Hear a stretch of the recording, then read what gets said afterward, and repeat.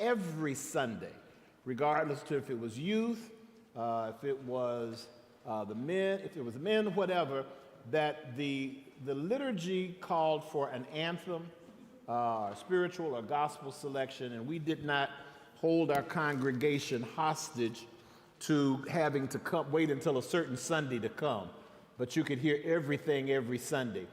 Now, I mentioned for some of you who were here earlier, I just got in very late last night from Calvin University in Grand Rapids for their big annual worship symposium, and I was asked to lead a choral reading session sponsored by GIA, along with Dr. Brandon Boyd from the University of Missouri in Columbia with Gentry Publications.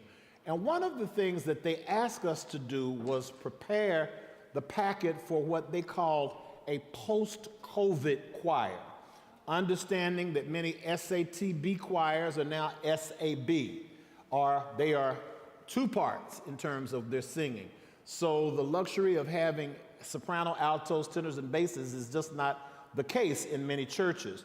So that was kind of the purpose of this. Now, I have put a couple, 2 or 3 of these in this packet, and I'll say more about it. This is just a fun piece. I remember learning this in middle school, but I was talking to a friend of mine who is music director at a large Catholic parish in Holland, Michigan. And he says, yes, with the instrumentation that this piece calls for and a busy time, this also became my Easter anthem. So let's try this, knowing that this will be sopranos. Let's see, we'll start sopranos. Will be the first group to enter, altos, and then tenors and basses. You will be that third group that come in, all right?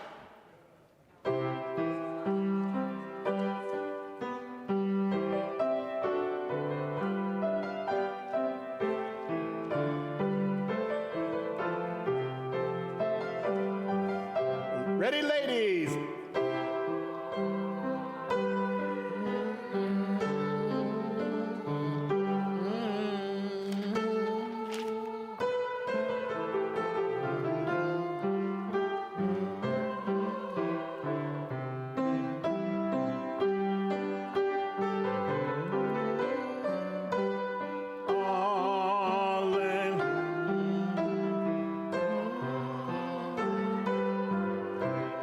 Sopranos.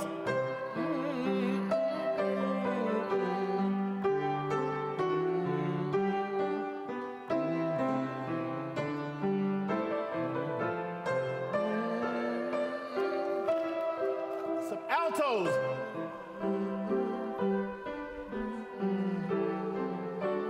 I'm sorry, sopranos. So should be sopranos. So I'm sorry, sopranos ready? And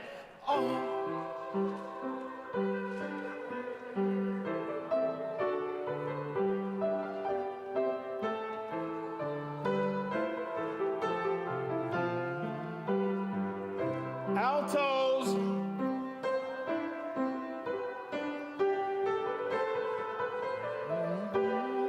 Altos.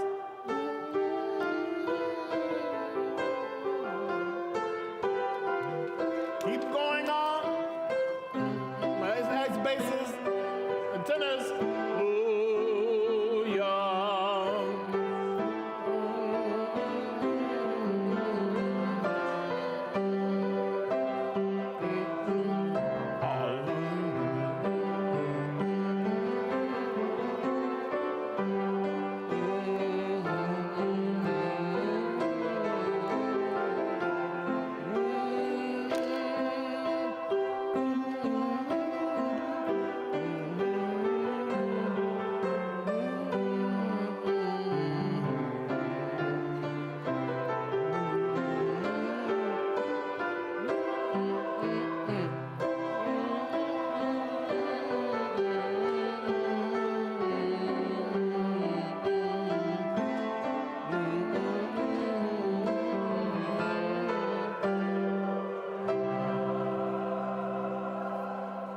Okay, all right. I want to tell you something that I hope will help you even in your local churches. We talk about one of the practices in so many churches, we give people the words to songs and then teach the parts by rote. You know the danger of that, the next rehearsal, the notes will have changed. So get used to putting notes in front of your people. This is not some decoding of a secret system. Notes can actually be read by children, and very well. So the more people see notes, the more they have to read them. Let's put on our best sight reading glasses now and look at this next piece, Create in Me a Clean Heart. I will say just a quick word about this composition. Sopranos, would you raise your hands very quickly just so we can see where you are? All sopranos, if you're a soprano, come up and join your sisters so we'll all be in the state of Michigan, so some of you won't be in Montana and some here in Michigan. Altos, yeah, everybody come and join them here in Michigan. Yeah, tenors, where are you? Yeah, tenors, come up right behind the sopranos. Tenors, if you would. Alt and basses right behind yeah, okay. So you mean we're short of tenors? Wow. Okay. All right. Create in Me a Clean Heart. This composition was written by a black woman composer, Eurydice Osterman. She happens to be a member of the Seventh-day Adventist Church. She taught for many years at Oakwood University in Huntsville, Alabama. And a very, very wonderful setting this is, and certainly appropriate for the Lenten season coming up. All right, sopranos, altos, tenors, and basses. All right, are we ready? 1, 2, 3.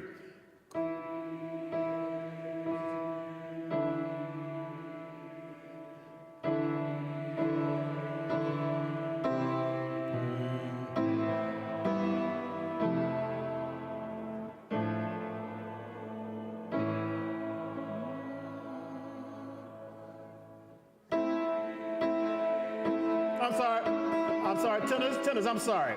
A major now, ready?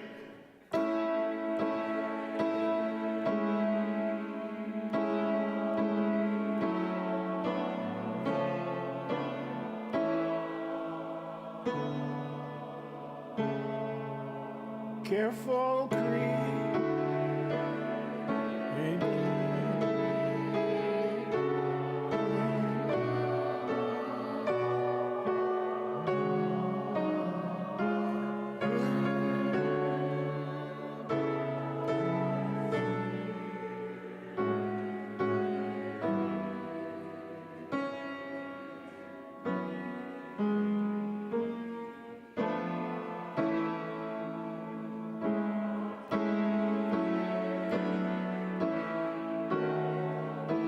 tenor, divisi, sopranos, and altos.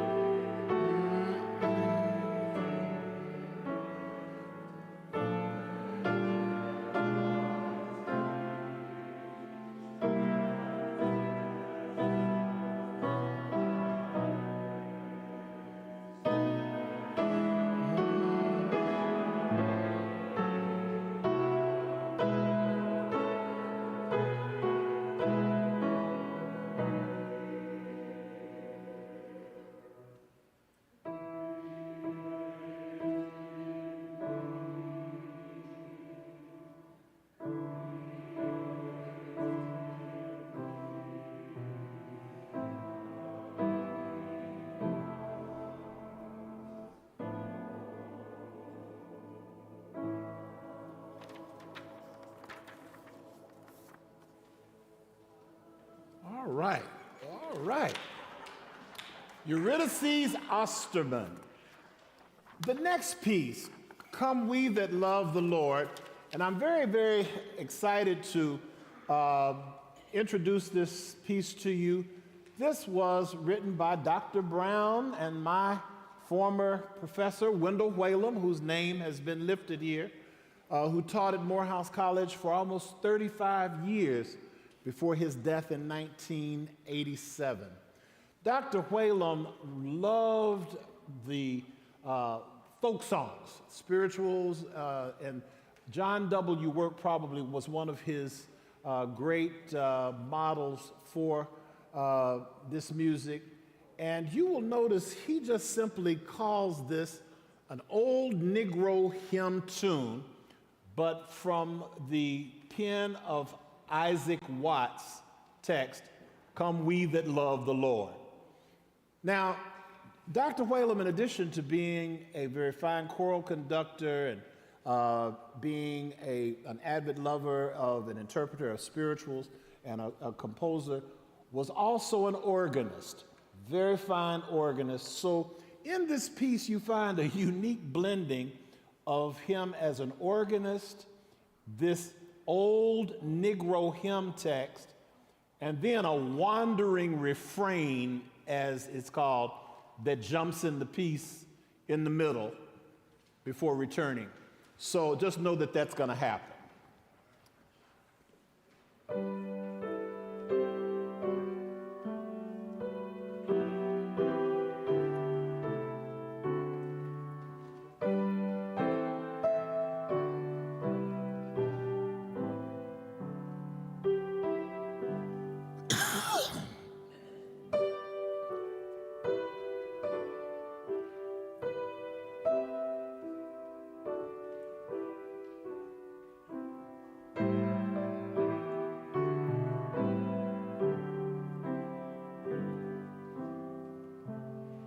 Tenors and basses.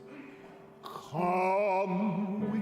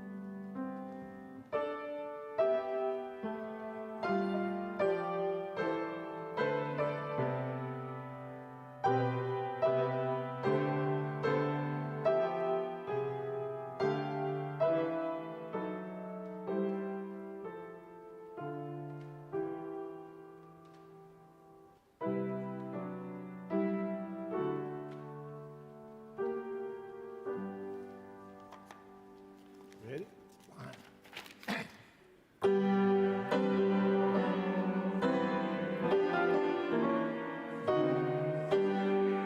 Come on, sopranos. And who never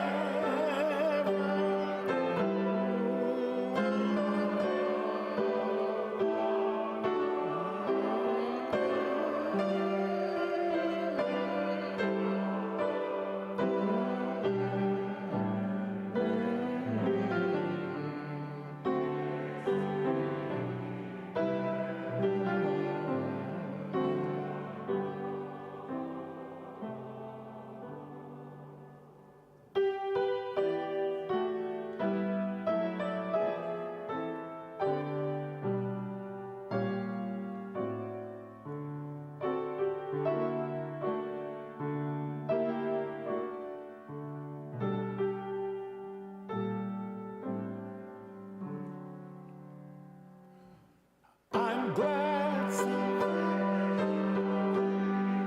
basses, oh glory.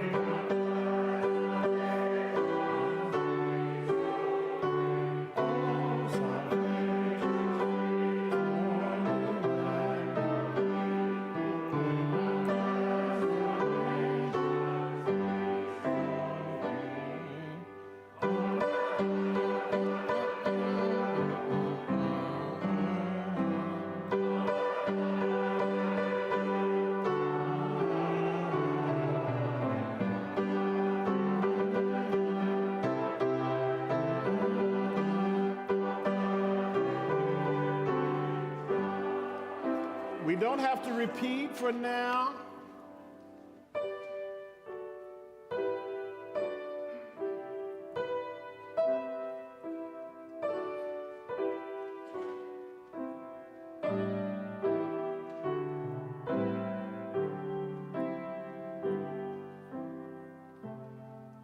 Does the bassist lead us out? Come.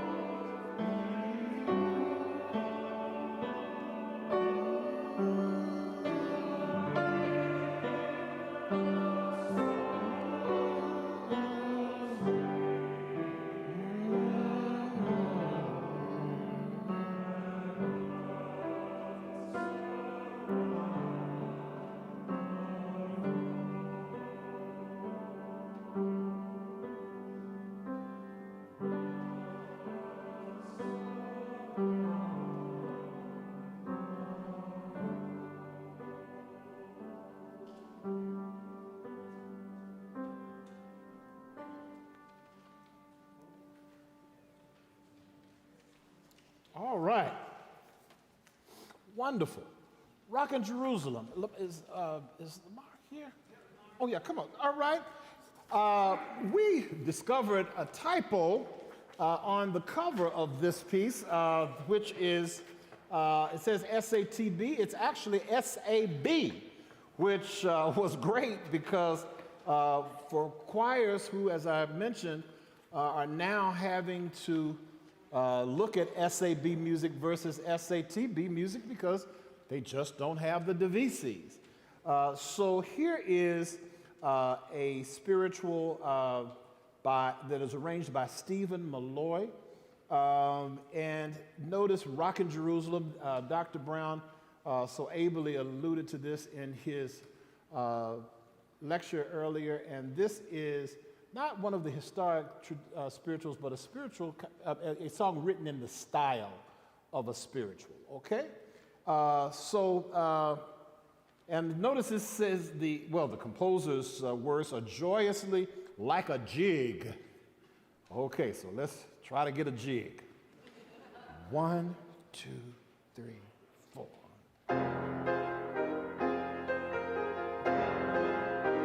Be ready, sopranos and altos. And Mary, no, sopranos, no, too high, oh, the C. Yeah, come down a third. Ready? One more time. Boy, we got a wonderful, I love that note. Now, let's try Stevens. Okay, ready? I'll never forget 2 quick stories. I have to tell you this. Joyce Johnson, my organ professor before I came here, once said to me in a lesson when I was trying to read my way through like she wouldn't know. She says, "Oh, sweets, you're going to just play that so beautifully when you learn it with the right notes." And then Wendell Whalum told the choir at Ebenezer, said, "We're going to pull out an old familiar anthem." They looked up, he said, "Let my Zion rejoice." "Ooh, yes, yes." He said, "But we're going to do it a new way." Everybody said, "New, as it's written."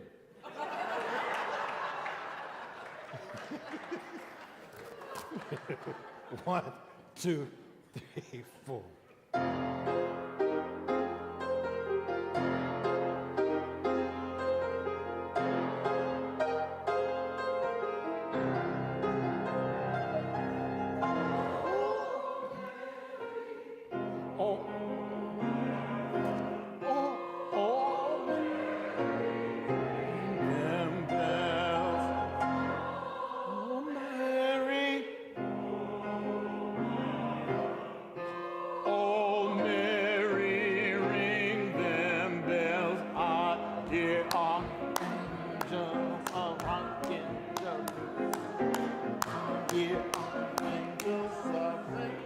Them bells, I hear angels are rocking.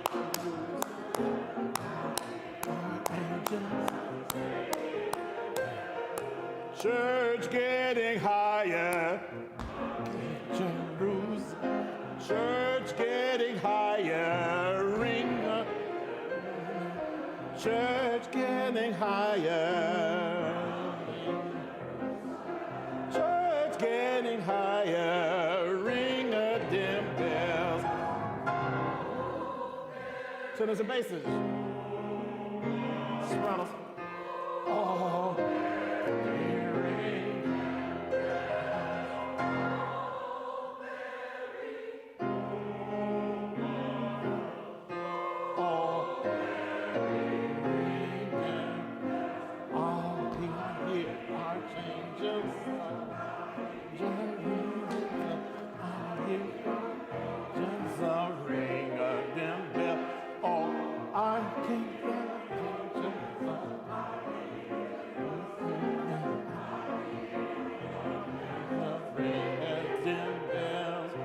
New Jerusalem,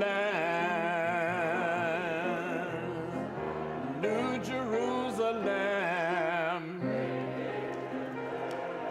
New Jerusalem, New Jerusalem, ring them bell. Oh, I hear a dancing, I'm rocking. I can hear them, a ring of them bell. Oh,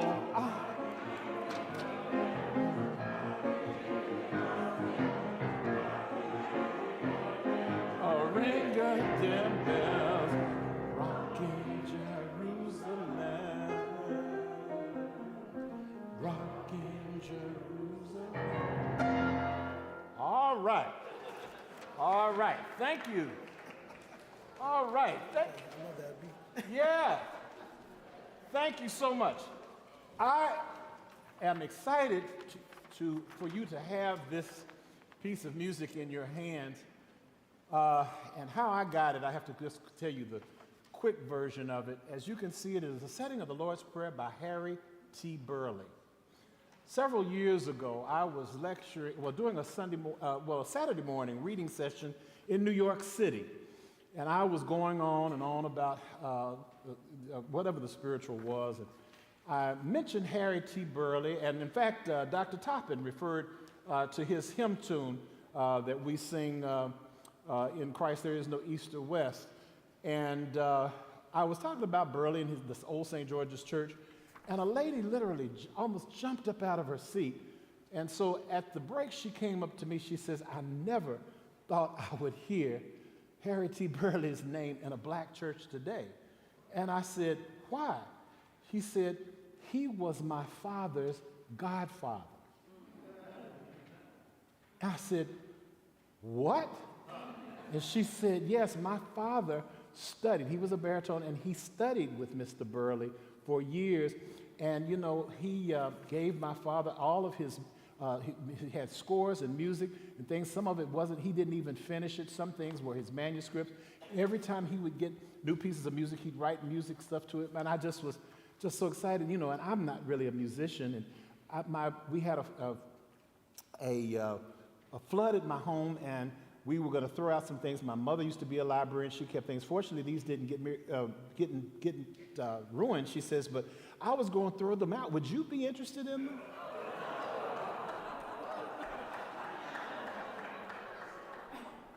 I said, what you talking about, Willis?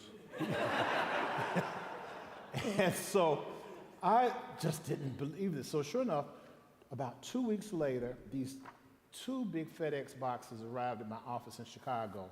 And here were all of these pieces, many of them signed by Harry T. Burley. It was just unbelievable. They were legitimately his. I shared them with the library there at Emory University. I just didn't even want to touch them. But I was fascinated with the inscription on this particular piece. To the choir of Trinity Episcopal Church, Oak Bluff, Massachusetts, R. Ralph McLean, organist director, August 1920. Does anybody happen to know where Oak Bluff, Massachusetts is? I bet you would. It's Martha's Vineyard. I didn't know that for years after I found this out. And it wasn't until I was there visiting and I was with Reverend Adams, and I said, Reverend Adams, do you know where Oak Bluff? He says, it's here. I said, what? I said, well, what about this Trinity Episcopal church? He said, oh, it's the big cathedral on the line, on the island here. I said, the cathedral? And so he kind of laughed, and I knew it must have been a joke. So when we got to this little beautiful, intimate chapel, it was Trinity Episcopal. It's a little chapel that you probably can't get a reservation until 2024 to have a wedding in. But it's just a quaint little place where Mr. Burley would go every summer on Martha's Vineyard. And he wrote this piece, and if you could see the little choir loft, you will understand that it was a small choir, and he wrote this setting in August of 1920 for this choir, and it had not been published. And now you have it. And these are all Mr. Burley's markings. 1,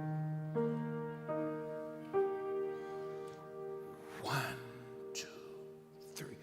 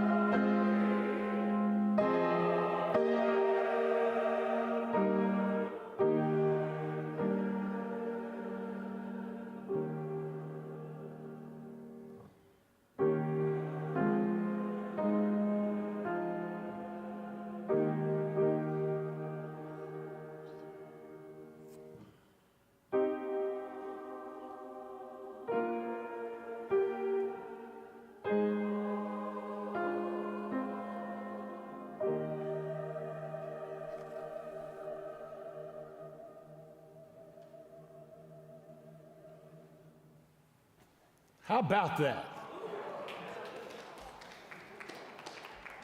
Wonderful, wonderful. Dr. Patterson, did you know that piece? Did you know that? Did you know? I just wondered if that would be a first hearing of that for you. Absolutely. 1920. And those of you who've been to Martha's Vineyard, if you've been to that little Trinity Episcopal church, that's the church and the choir master that he was writing it for. Now, here's another wonderful discovery that I have. Our Nathaniel Dett, Gently, Lord, oh, gently lead us.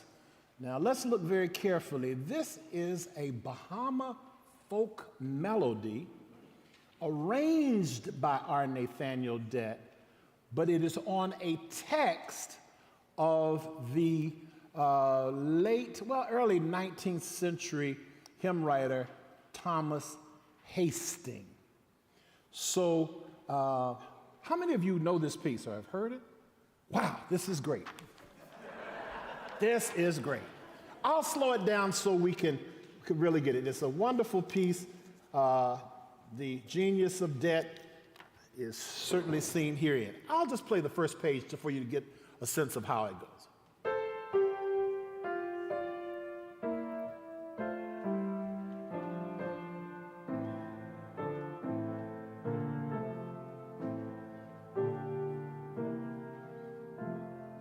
sopranos and altos. 3 and cha. Oh, cha. Bass, so cha.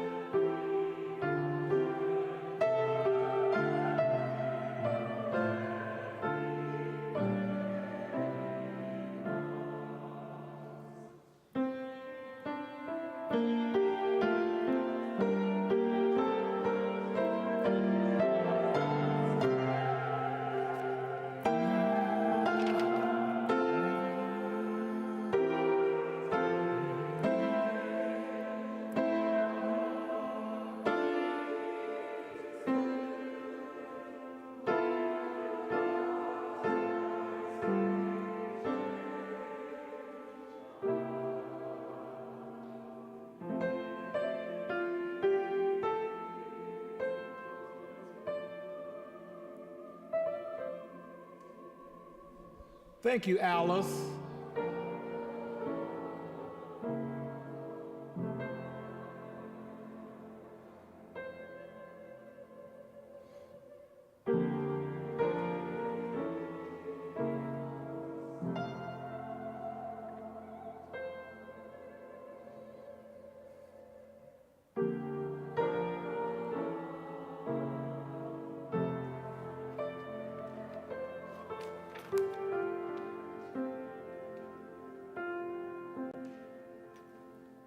bass.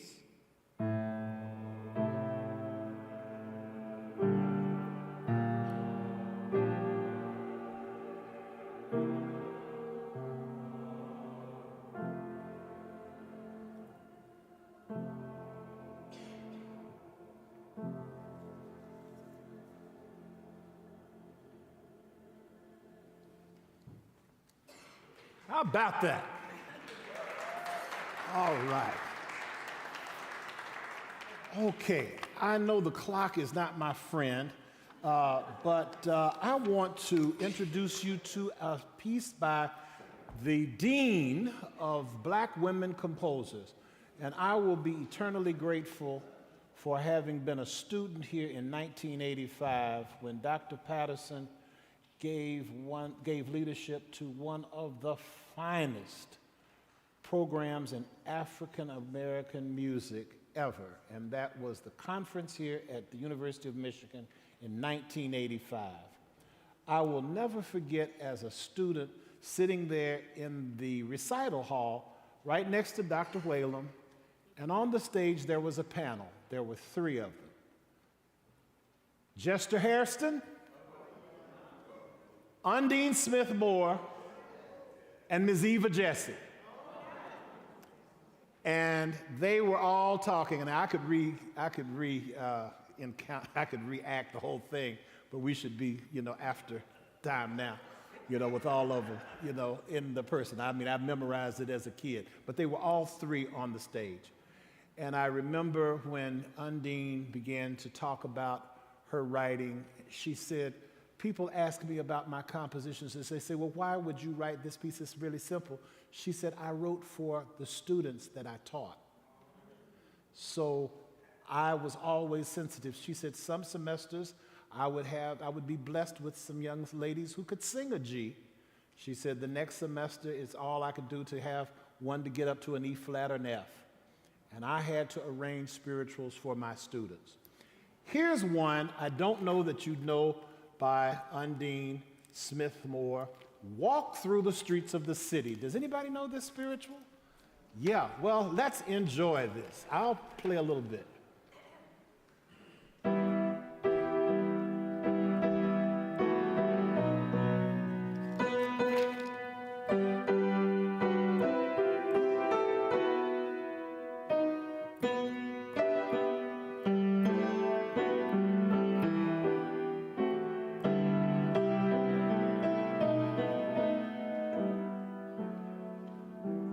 All right.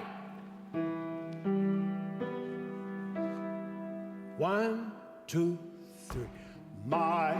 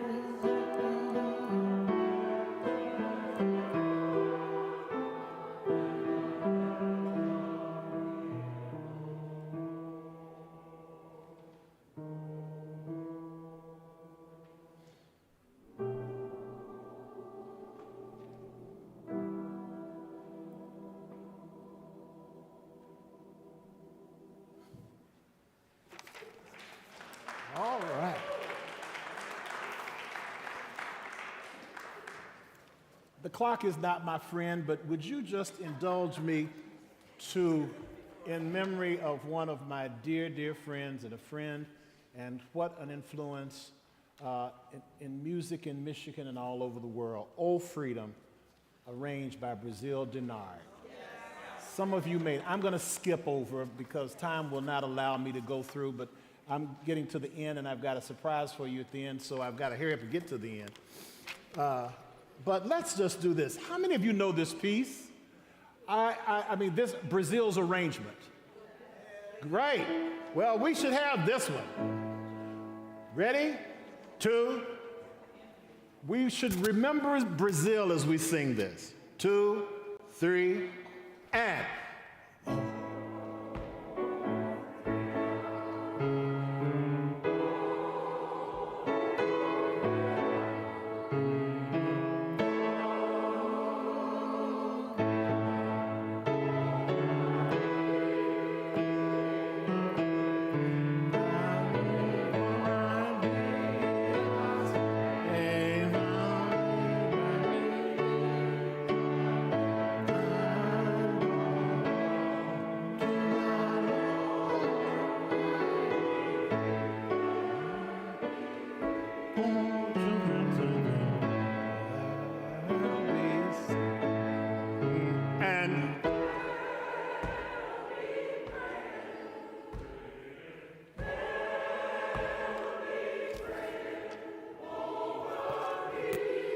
Over me and before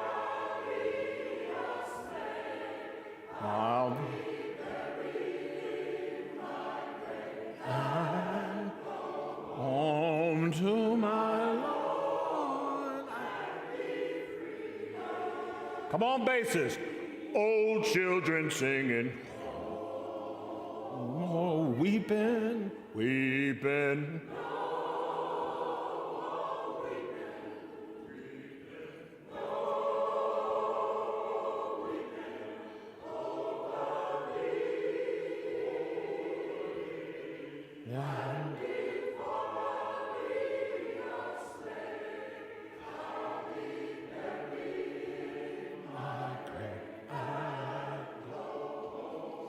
To my Lord and be free. All children singing, oh, freedom, freedom, oh, freedom, freedom, oh, freedom,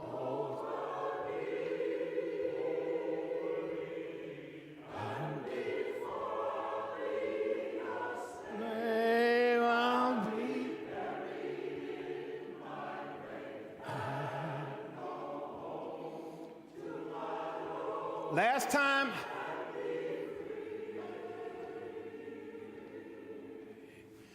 And go home to my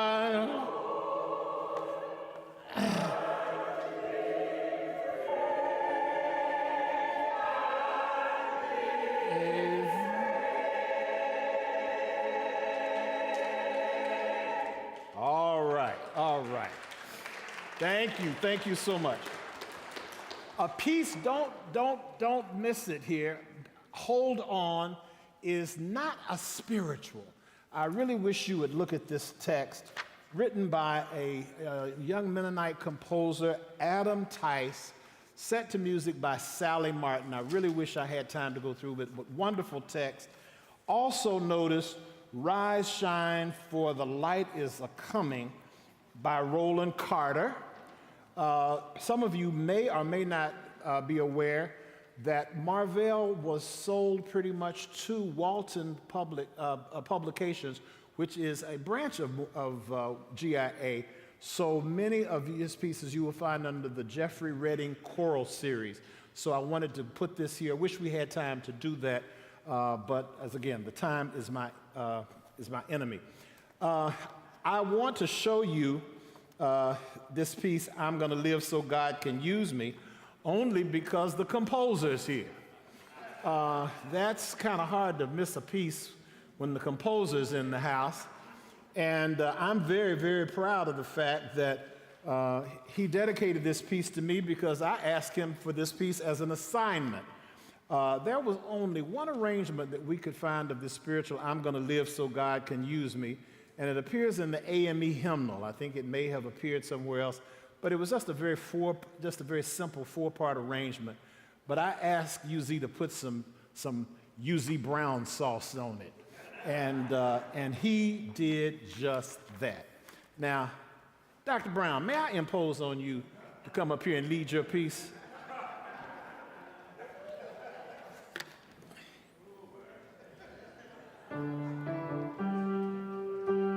And then we have one more piece after this, also by Dr. Brown. I felt it made sense to do this because this is another series that you need to know that's coming up. Okay? All right? The words of my great teacher, Willis Patton. Even the composer must learn to sing his own song. Here we go. 1, 2, and...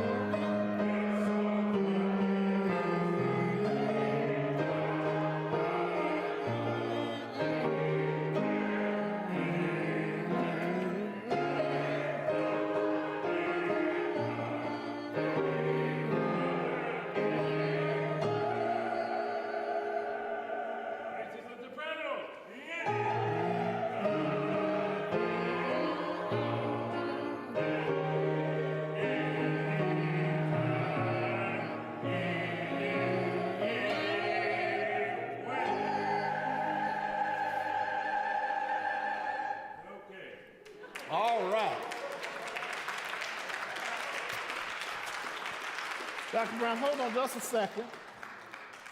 finally, the last piece, and I am very excited to welcome one of the, I'll say U of M stars, one of my, I'll say my U of M little sisters, who has learned the solo for this piece. It is This River, which is, I'll let Dr. Brown tell you about it since he wrote it. You notice I didn't have anything in there. But this is published on the Morehouse College Choral Series. This is a series that Dr. Brown edits, and this series opens up to composers, African American composers, an opportunity to publish art songs, sacred, secular, more advanced pieces for collegiate choirs, and also we're real excited about this kind of Morehouse College choral series in that it contains pieces, African American pieces, just a wonderful array of pieces that you would not find in the African American church music series. But come on, Brother Willis, for this. And this is, Dr. Brown, tell us about this piece as we... And you're going to direct it? Oh, I want you to direct it. Oh, you want me to conduct it? Yes. The only thing I was here. I want to say this. This river was actually written initially as a part of a musical play based on the life of Henry Mandel Turner. And this was the text that you can see here is by the late Dr. George Johannes, who was at one time at Savannah State University. And he and I collaborated on the lyrics and music for this. And this particular piece is one of the pieces that came out of it. And it is a contemplation. And I think the words are so powerful because it speaks to something that is so, you notice that this morning in my presentation, I ended by using the end of Langston Hughes' poems, and Negro speaks of river. The river as a metaphoric representation of the crossing over from life into eternity, and in its meaning as a code song from slavery to freedom. This is an original song, it's not an arrangement, but it's that idea that is inculcated in the river. It shall never be uncrossable for me. It's the river that is both the thing that gives me life and like life itself.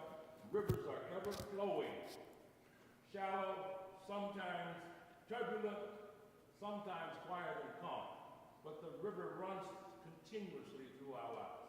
So, this river, that's enough said. Okay. Now, Aaron, do you Here we go. All right, here's your... yeah. right, thank you. All right. 1, 2, 3. Dr. Brown, set a tempo. Give me the tempo that you want.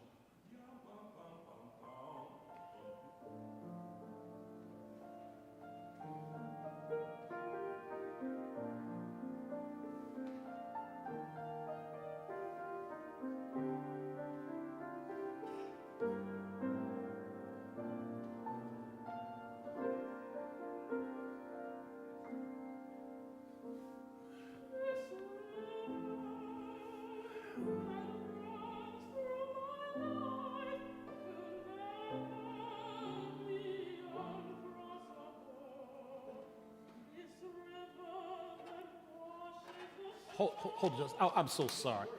Yeah, let me see if I can just let me just see if I can sight read just one more. Okay.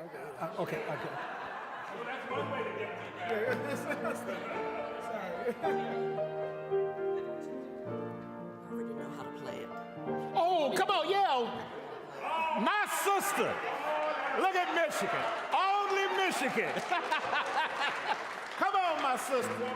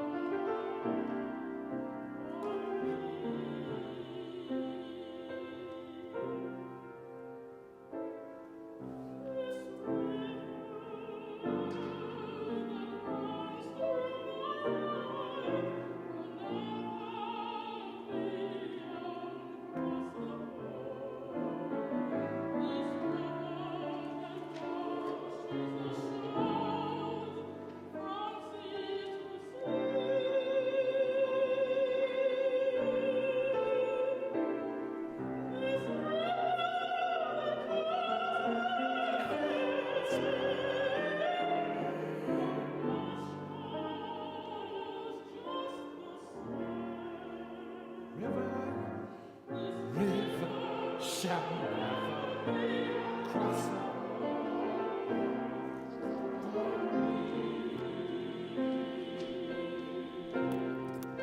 Full here. This that runs through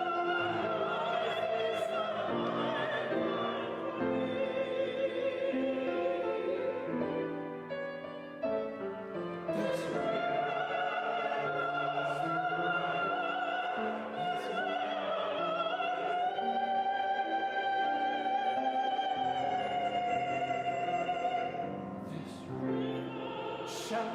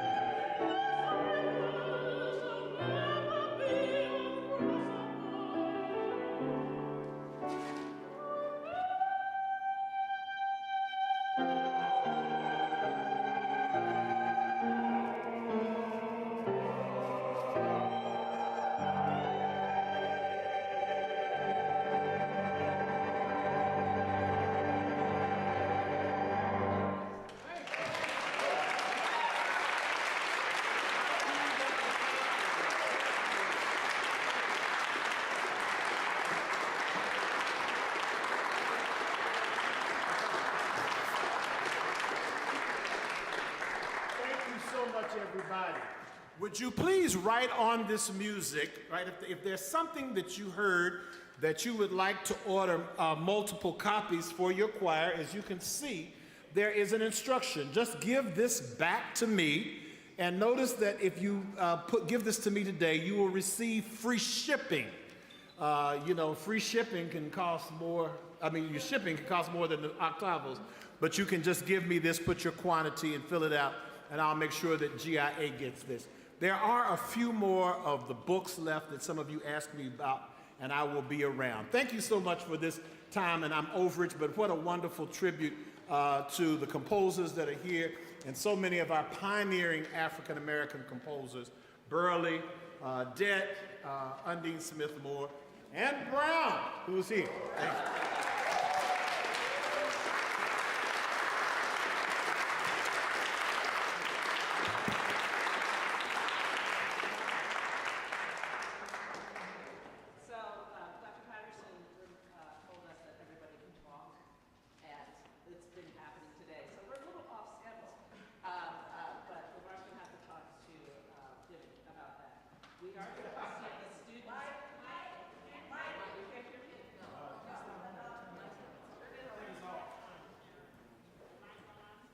My guy. Stefan, everybody? Hello. All right. So what I was saying was that people can talk a lot. Dr. Patterson warned us that our speakers will have a lot to say. So we're a little off schedule right now. But I've spoken to Lamar, who's going to have to talk to Jimmy about the time he took. But so that we can get our students in singing. Yeah, students in singing now so they can stay on their schedule and get their degrees, you know. So let's give us a minute to secure the piano, which seems to be moving, and we'll switch into the mini concert by the students. So thanks. These are free catalogs too. I'll just put them here. Yeah. You can just take one and pass it. I'm sorry. Those are free catalogs. We have some more of those. Those should have been passed out. I'm sorry. Bad structure. Traveling with 100 grades.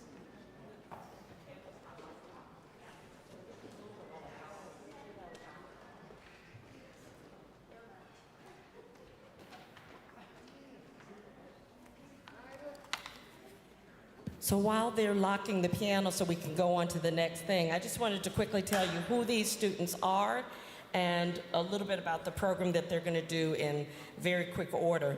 The two students that you're going to hear are Amber Merritt, who you just heard.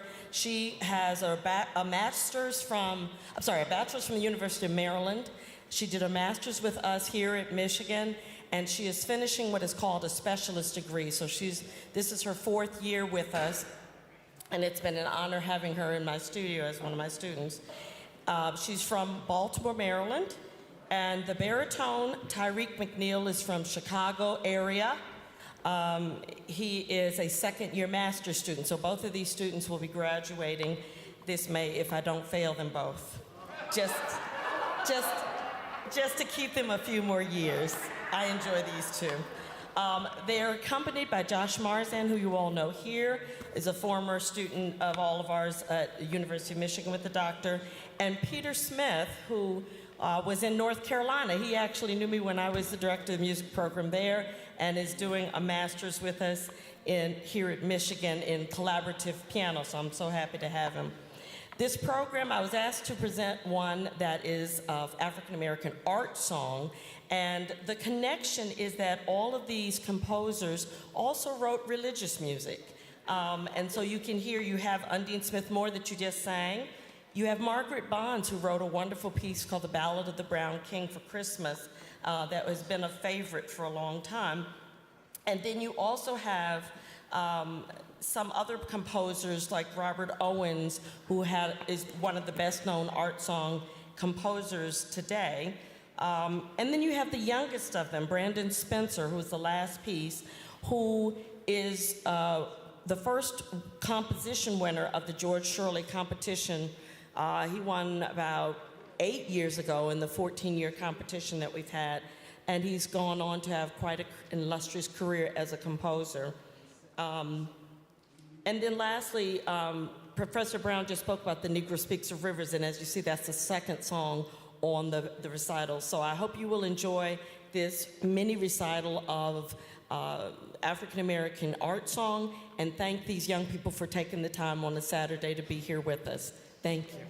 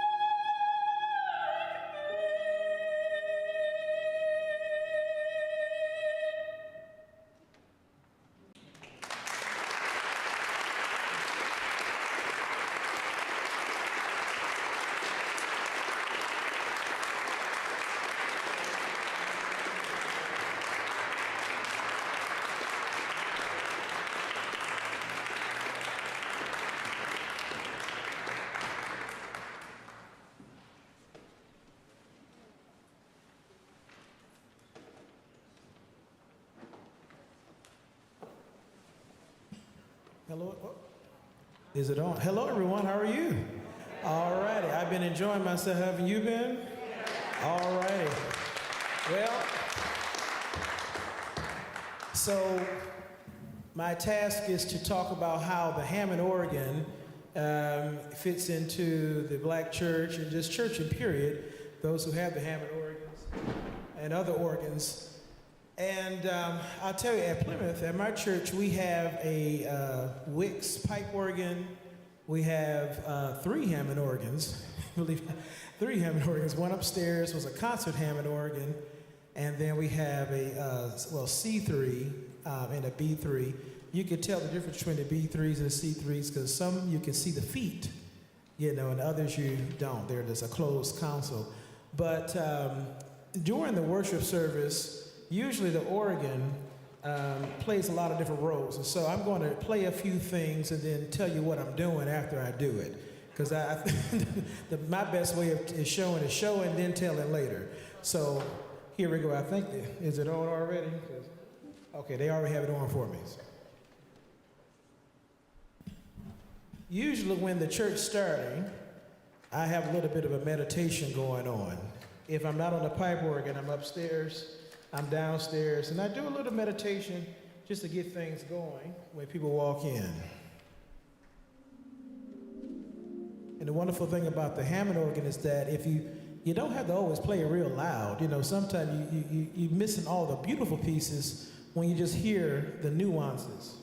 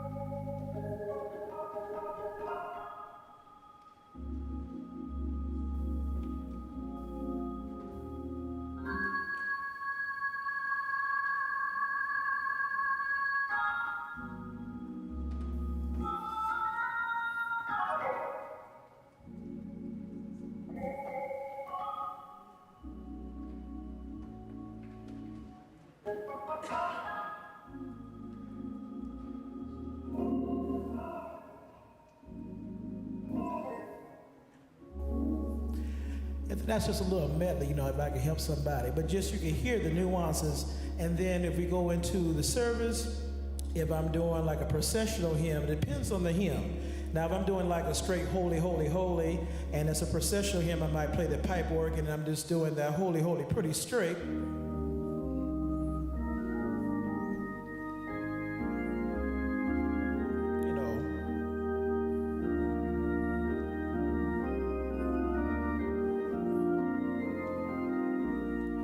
But if I want to do a little bit different with it, later on, maybe the second or third verse, I might do a little something different.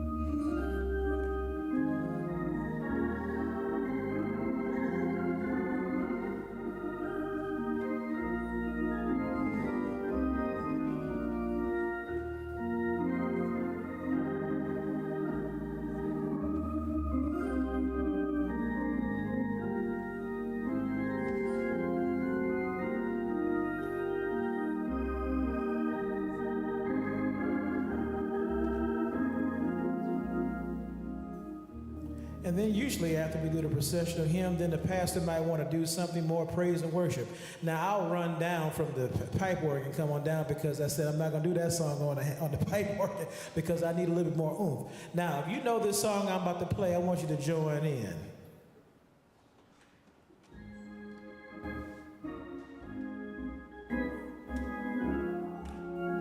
No, not one.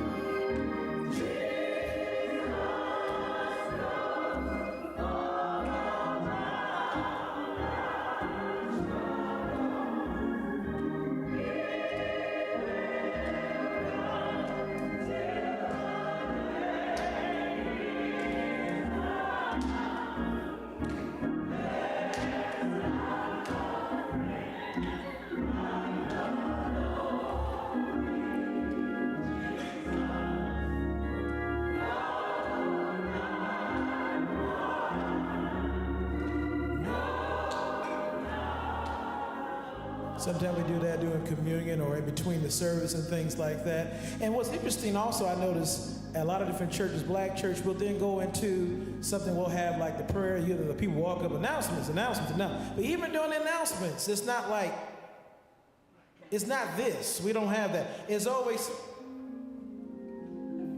people look like, oh, look, okay. It's like, oh, and then also announcements, we do this too. This is another thing about organists. I don't know if they do it in all the churches, but I know in the black church, folk get up there and they start talking and talking and talking. Next thing we know, you hear this.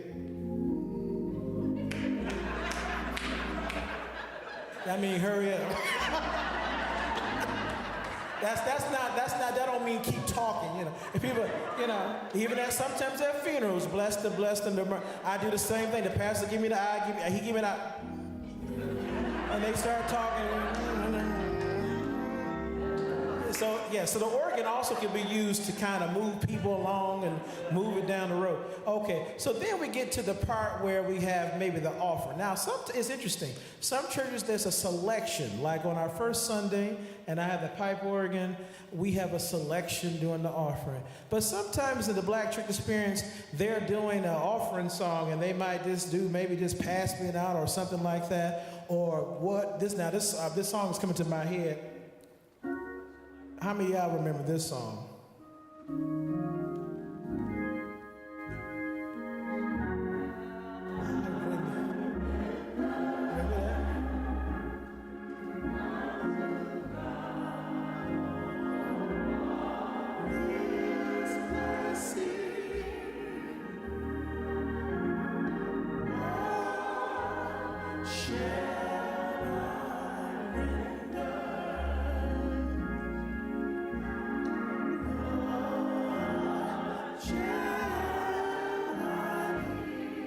God has everything right. Has everything belongs to Him.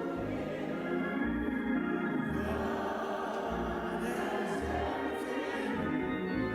everything belongs to Him.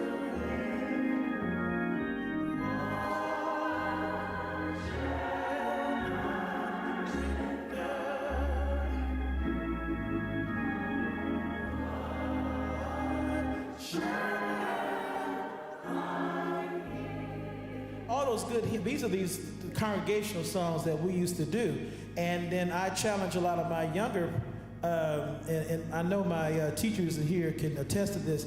I tell them, I said, now you got to keep the hymns. You can kind of bump it a little bit, but you got to be careful. You don't want to get so many dissonant chords and things going on that people don't even know what the melody is.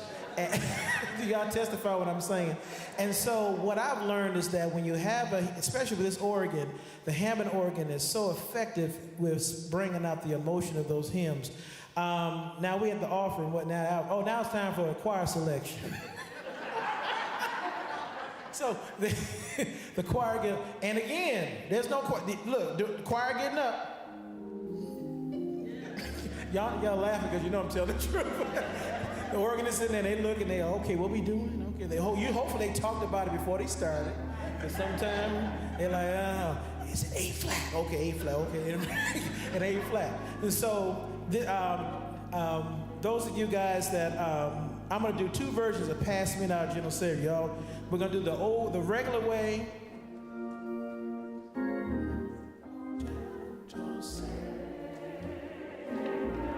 Hymn version.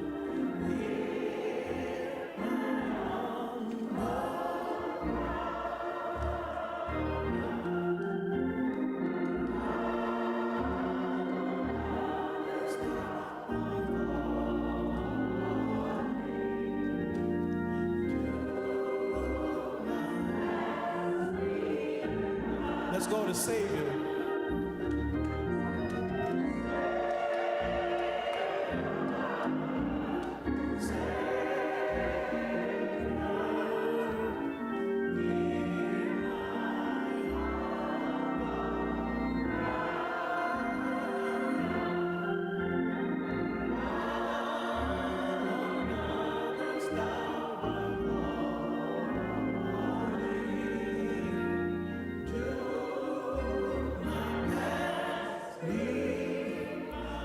And then a little later on, they get a little bit fancy with it, and they had it back in the 80s. They had this one to go like this.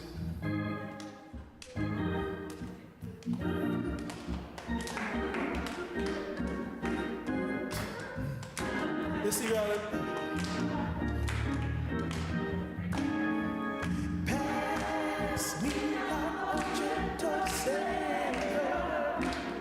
Hear my humble cry. Hear my humble cry. Fathers, thou art calling. Do not pass me by.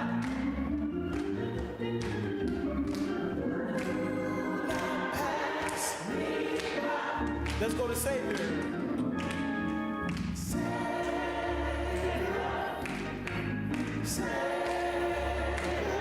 Hear my humble. Hear my humble cry. Fathers, thou art calling. All right now.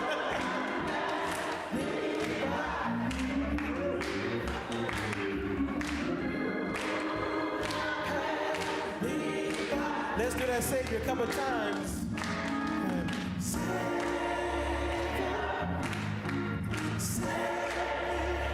Savior again.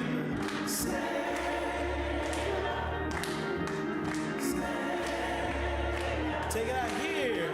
Hear my humble cry.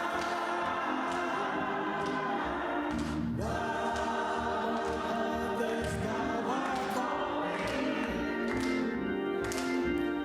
Do not pass me by.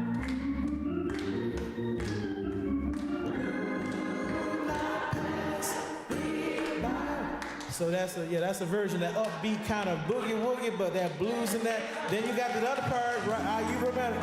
Sopranos, where are you? Sopranos, y'all reminded me. Do not, pass me by. Do not.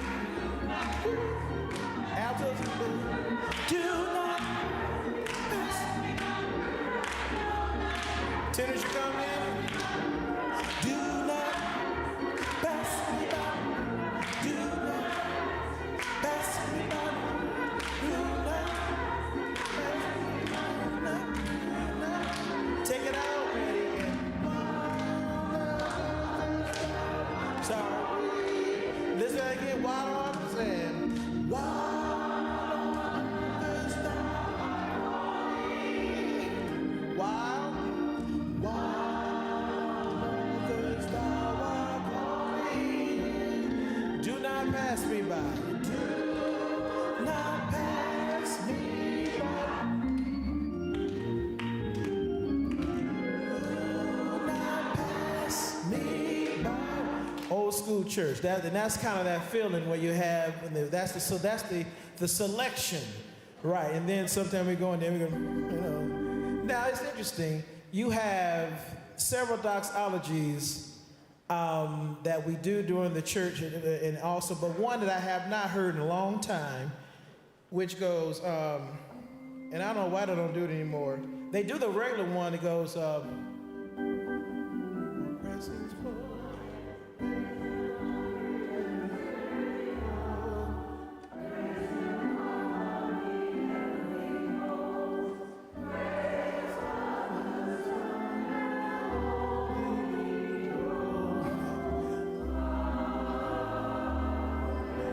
right. But what happened to the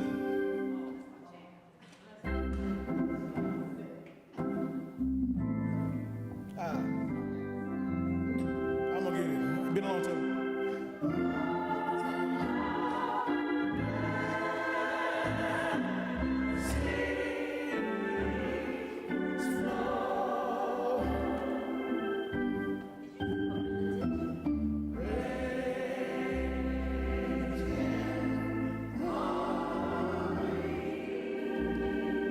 Just here below.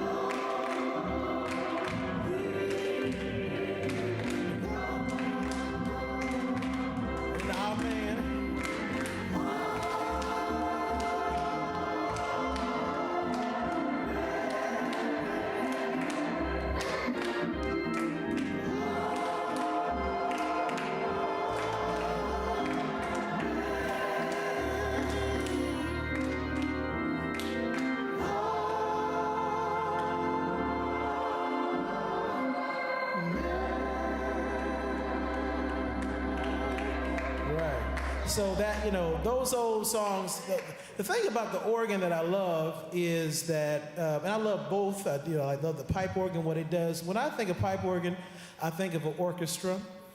When I think of this Hammond organ, I'm thinking of like a rhythm section all in one. Where if you are a person that grew up like me, I grew up in a Baptist church background. And during that time, you would be lucky if you had a drummer. So, you'd be lucky to have a drummer in the church.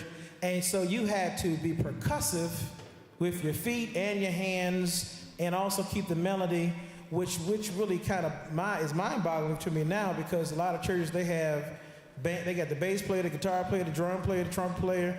They got the special keys, second keyboard, lead guitar. And the organ player, all he doing is this. I mean, all he got to do is this.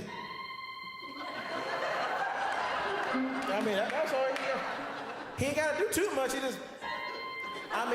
If you do anything else, it's going to be too much. But there was an art that organists used to have to do it all. You was the drummer, you was the orchestra, the band, you was everything.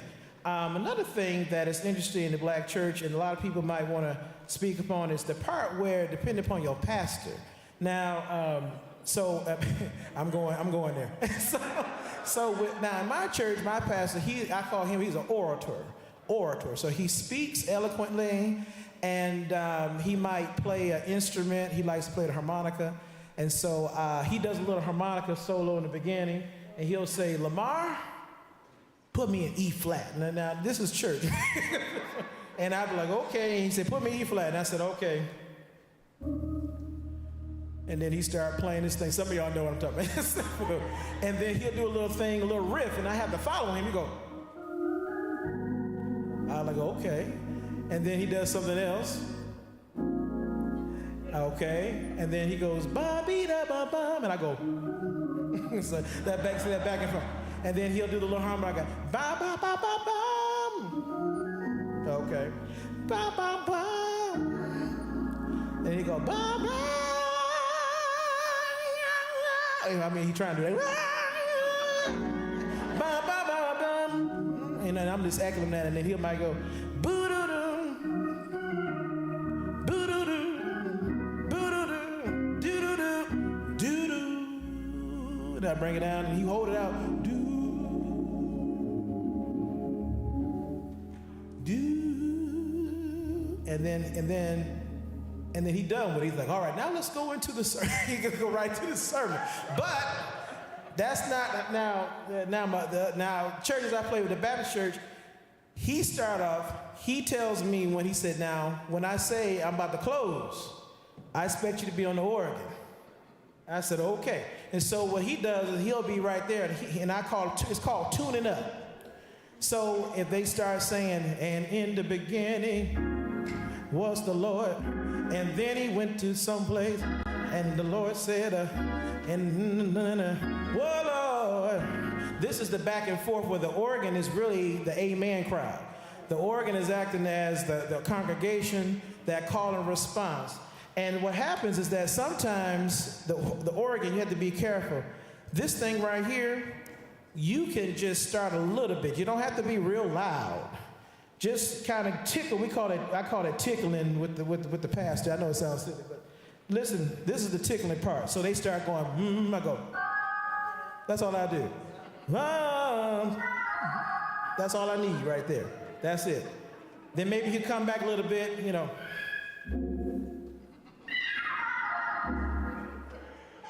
You're like, ooh, okay, what's going on then?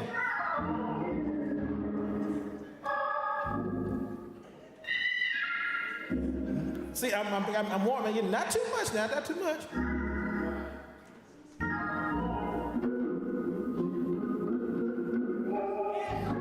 Like,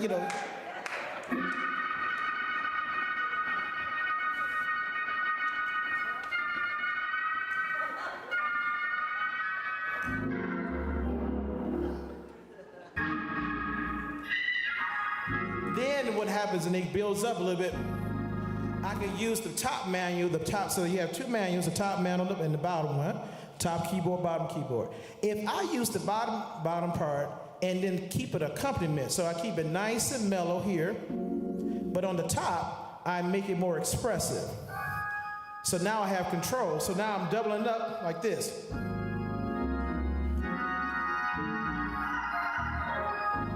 See, I can double up. Now that's the preacher, he's back and forth. And the Lord said, this is going back and forth, and those chords. And then when it gets really, excited or whatever, I can add this other one over here.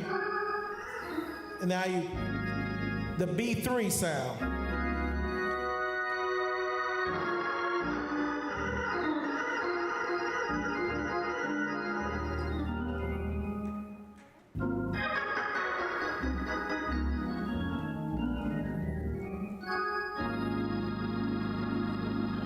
So let me play a song for you. I'm going to end with a song that I really like to play. And I hope that you enjoy it. This is a Charles Nick song. If you know it, sing along.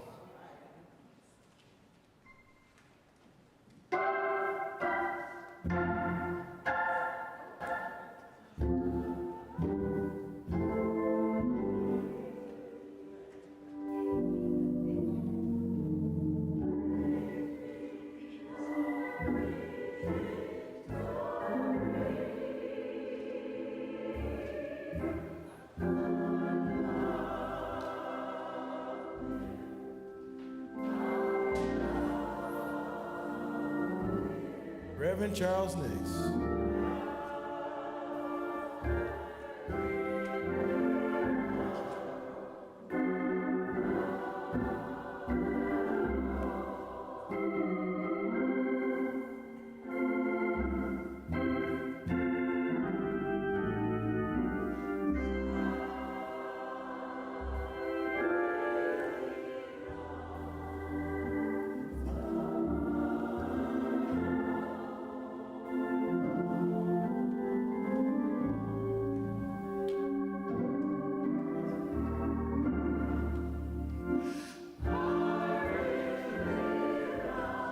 The Lord.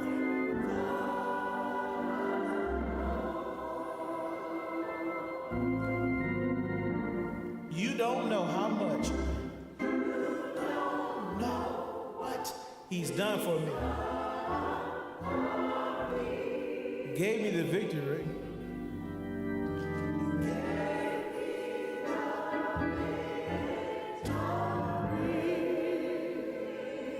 I love Him.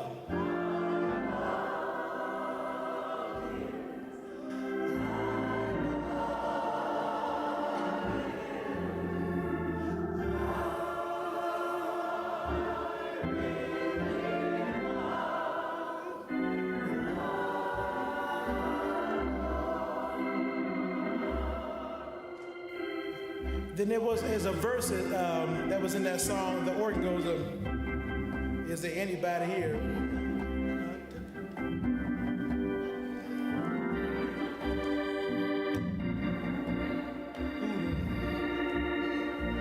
Jesus. Is there anybody here? It goes like that. Who loves my Lord? Wave your hand, stomp your feet. If you really love my Jesus, I want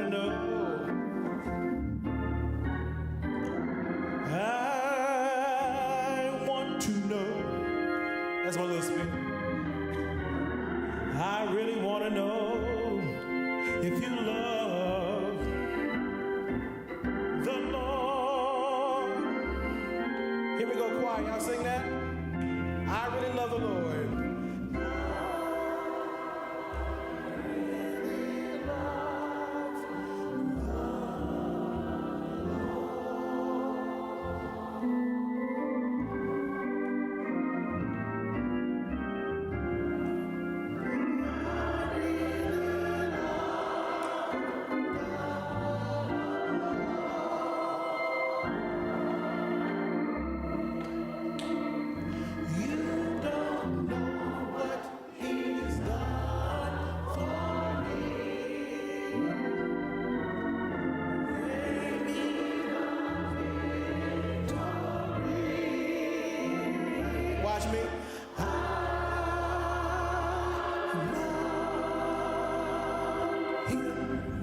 and I love him. I love him. Now they used to do this back in the day. I watched those of y'all remember St. James and Jimmy Dowell and all them folks. They would go, I really love the Lord. You don't know. You don't know what he's done for me.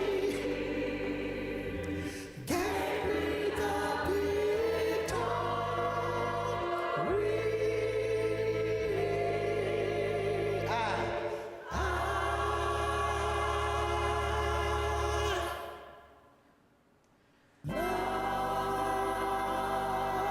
Close up in a hymn.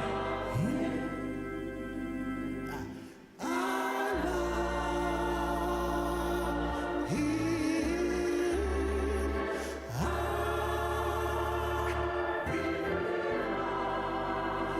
The tenor.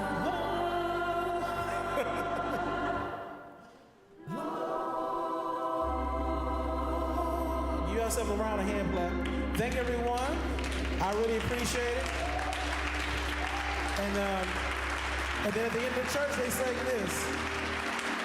God be with you. Stand up, y'all.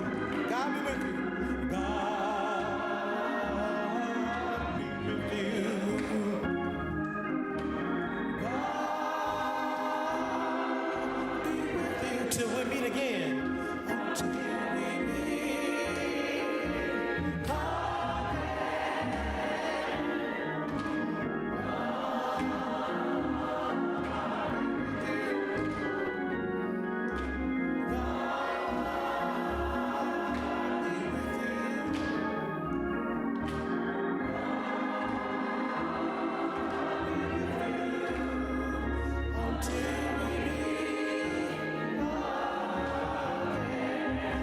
Sing to your neighbor, God. God be with you.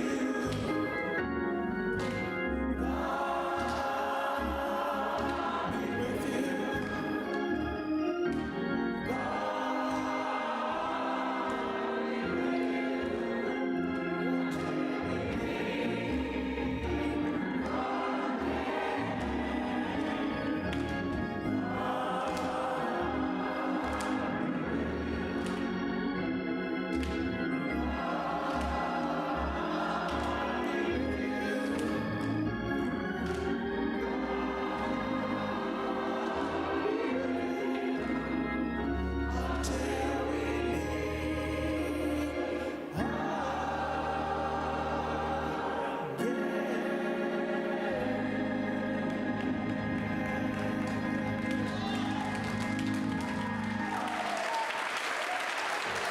All right.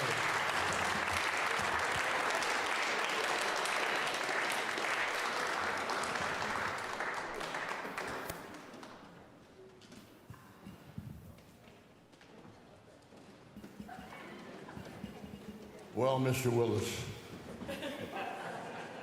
we've had a wonderful time.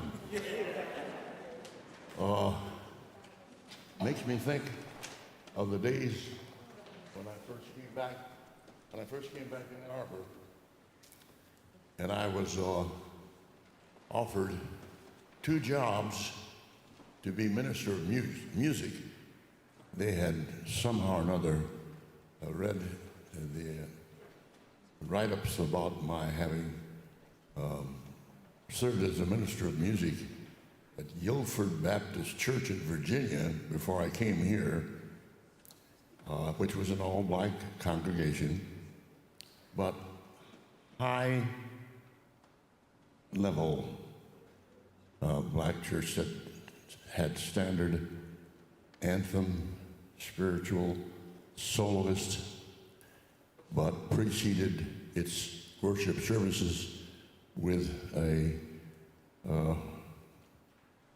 what would they call it? Kind of a free worship service. Say that again? Right. And it consisted primarily of what you just heard from Mr. Willis. I came back to Ann Arbor then with the idea of seeing how much of that press service could be integrated into the first congregational service. And I was quite surprised. Not nearly all of that you heard Mr. Willis present to us was able to be inculcated in the service. But we immediately included in the service at least one spiritual, along with an anthem, along with a service, a soloist, and some pre-improvisation in the pipe organ. The pipe organ does not lend itself, because of its lack of electronics, among other things, to all that you heard Mr. Willis present. But with a little imagination, and the organist at that time was Gail Kramer, who was here earlier this evening. I don't know if he's still here. Yeah. We were able to get a little movement started in the rhythm of the services. And then we followed it up with many concerts, about 3 per semester. And they were facilitated by having a number of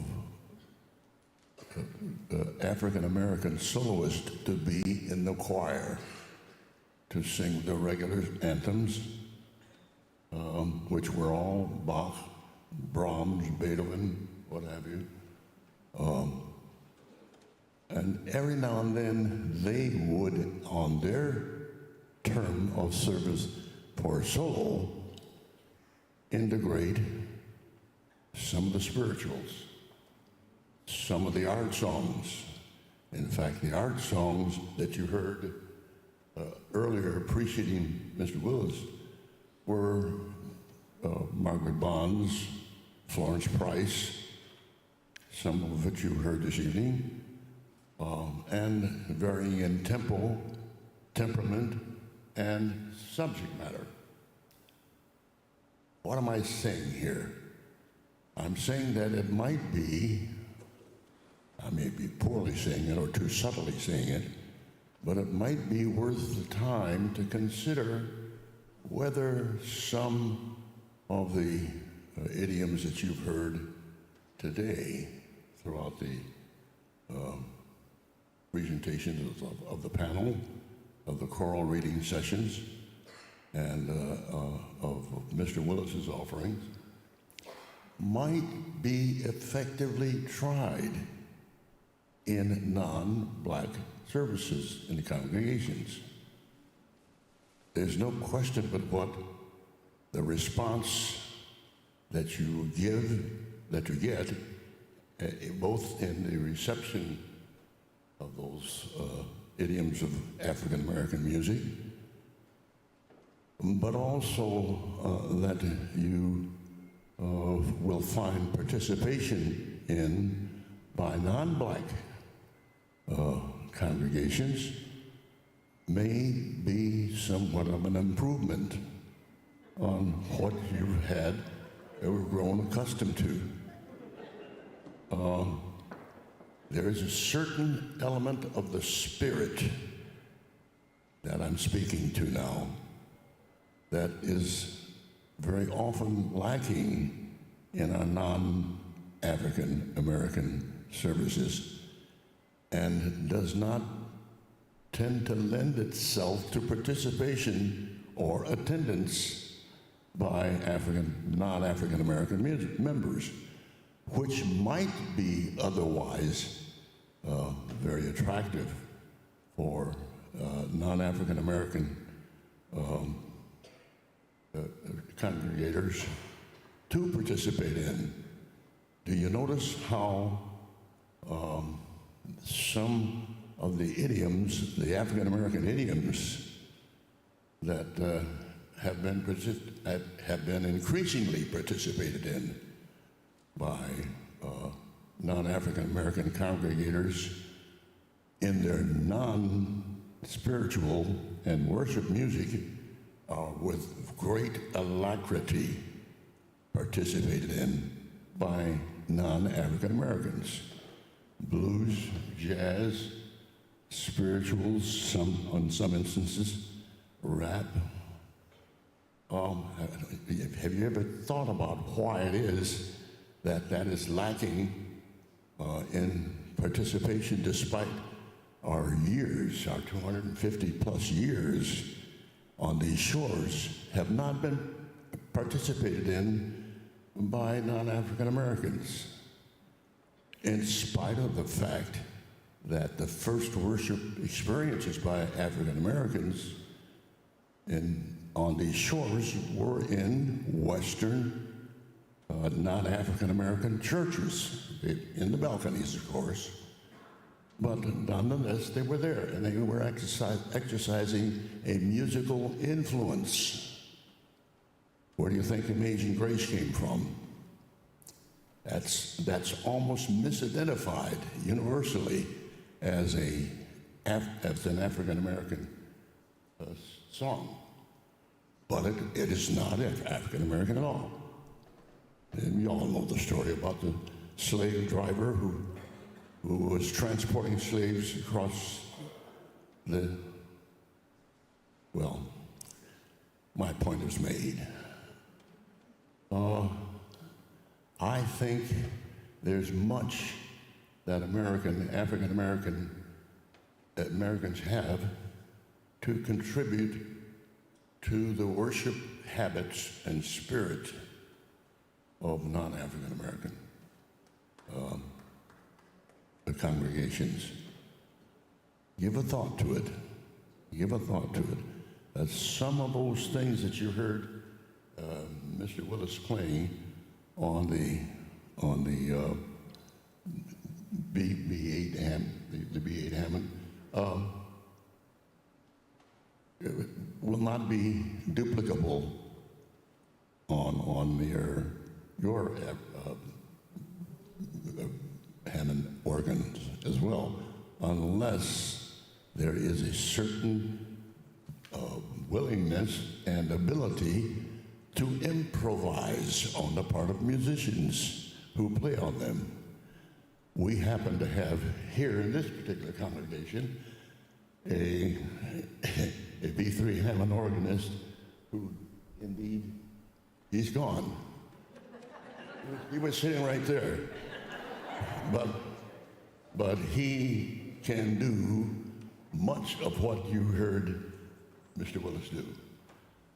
So that's my word of advice, and I think that I've had 38 years of experience in this particular congregation, seeing the results in the singers, particularly in the choral singers, bear fruit with a certain liveliness and a certain commitment to the spirit of the purpose of the worship.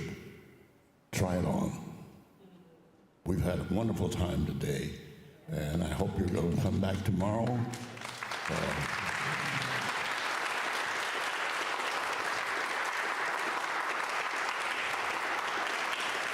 In fact,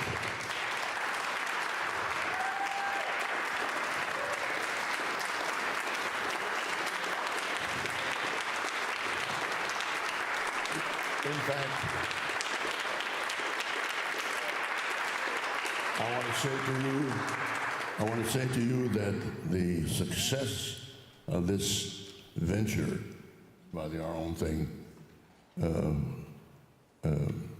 chorale and instructional program has been far exceeded thanks to your enthusiastic reception of it. So we'll see you tomorrow.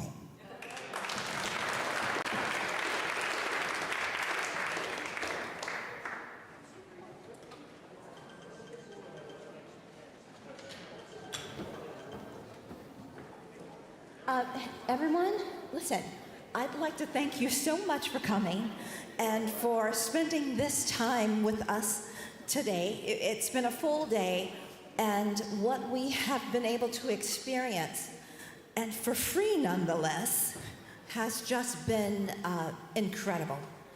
And again, we extend the invitation for you to join us tomorrow here at 4 o'clock. You will not be disappointed for the music that will be shared. And also, if you are in the Ann Arbor area, the Our Own Thing Chorale meets every Wednesday evening, 7 to 9 p.m. at Church of the Good Shepherd. Just go to the website and you'll be able to join us and learn more about the spiritual and music with the African American heritage. Thank you so much. See you tomorrow.